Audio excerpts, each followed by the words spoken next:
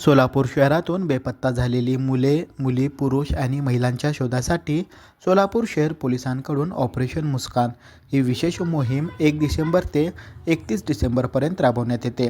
या मोहिमेच्या अनुषंगाने सोलापूर शहर पोलिसांच्या अनैतिक मानवी वाहतूक प्रतिबंधक कक्ष, गुन्हे शाखा तसेच सर्व पोलीस ठाण्यामध्ये विशेष पथकाची स्थापना करण्यात येते। ऑपरेशन मुस्कान अंतर्गत घरातून बेपत्ता झालेल्या 130 जणांना शोधून त्यांच्या पालकांच्या स्वाधीन केले आहे। ऑपरेशन मुस्कान संदर्भात अधिक माहिती पोलीस उपायुक्त दीपाली काळे यांनी लोकॅलिटीशी बोलताना दिली आहे। सोलापूर आयुक्तालयाच्या अंतर्गत 1 डिसेंबर ते 31 डिसेंबर या कालावधीमध्ये ऑपरेशन मुस्कान ही मोहीम राबवण्यात येत आहे। ॲक्च्युली ही मोहीम जी आहे ती पूर्ण महाराष्ट्र राज्यामध्येच राबवली जाते। सोलापूर शहराअंतर्गत पण ती राबवण्यात येत आहे।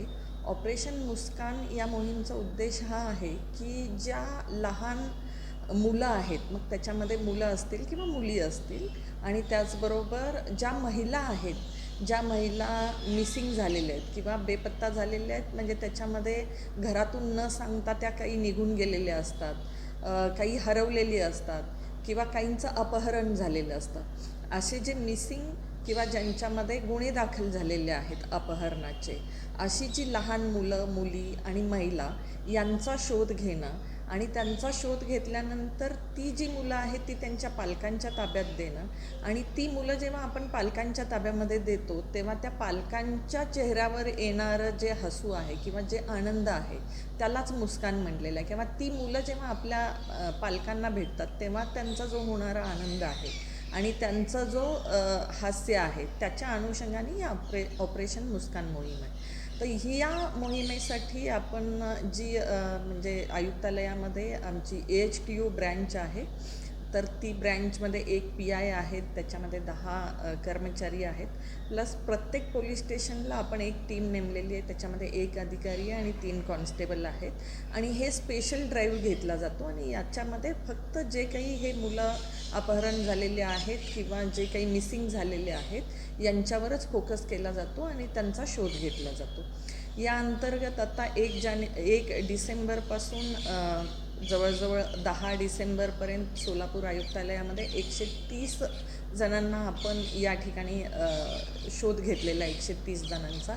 त्याच्यामध्ये 25 महिला आहेत, 65 पुरुष आहेत, आणि या महिलांच्यासोबत जी काही मुलं ते लहान मुलं घेऊन जातात अशी 10 लहान मुलं मिळालेली आहेत। याच्या व्यतिरिक्त आपल्याकडे मिसिंग झालेले 29 पुरुष आहेत, आणि याच्यासोबतच म्हणजे जेव्हा आपण ज्या अनडिटेक्टेड मिसिंग्ज असतात किंवा 363चे गुन्हे असतात त्याच्यामध्ये आपण शोध घेत असतानाच हे पथकं शहरामध्ये सुद्धा पेट्रोलिंग करतात, आणि शहरामध्ये जी निराधार मुलं म्हणजे जी छोटी मुलं आहेत आणि एकटीच आहेत ती आणि फिरताना दिसतात, तर त्यांच्याकडं सुद्धा चौकशी केली जाते।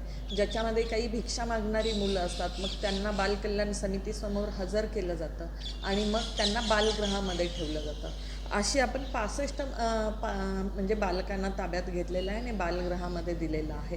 तर अशा पद्धतीनं हे काम चालू आहे, आणि याच्यामधून जर नागरिकांना मी आवाहन करते की या मोहिमेच्या दरम्यानच असू दे किंवा पूर्ण वर्षभरामध्ये सुद्धा जर आपल्याला अशी काही मुलं मिळाली जी निराधार आहेत, एकटीच आहेत, आपल्याला वाटते की ते संशयास्पद फिरत आहेत, त्यांच्यासोबत कुणी नाही आहे, तर तुम्ही डायल 112ला कॉल करू शकता, संबंधित पोलीस स्टेशनला सुद्धा कॉल करू शकता। सोलापूर शहरातील रेल्वे स्थानक, बस स्थानक, गजबजलेल्या ठिकाणी भिक्षा मागणारी मुले, शिवाय कचरा गोळा करणारे, तसेच हॉटेल, दुकानामध्ये काम करणारी 5 ते 14 वयोगटातील मुले अथवा मुली हरवलेली समजून त्यांना ताब्यात घेऊन चौकशी केली जाणार आहे।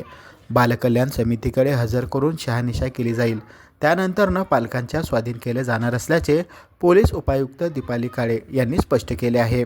Irfan Patel, news 18 local, Solapur.